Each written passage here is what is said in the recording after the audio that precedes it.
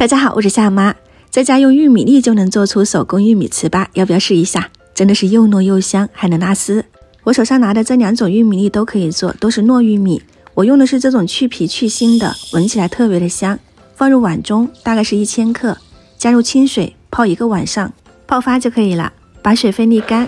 如果是家里没有磨粉机的，这一步就可以上锅给它蒸熟，用锤子捶打，就是有点费手。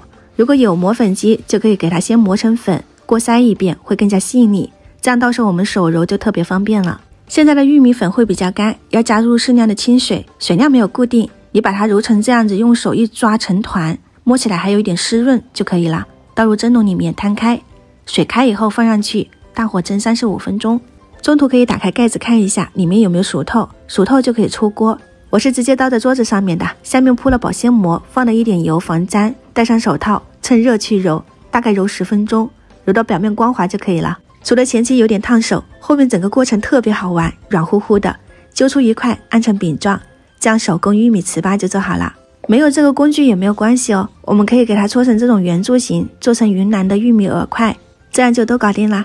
你现在就可以吃，它是比较软乎的，沾点白糖、红糖浆，或者是你盖上保鲜膜，放到冰箱冷藏1个晚上，第2天定型后就会变得这样子硬邦邦的，拿取更方便，也更好储存。糍粑就直接上锅煎，少放一点油，小火慢煎，煎到2面金黄就可以出锅了，淋上一点红糖浆就可以开吃了哦。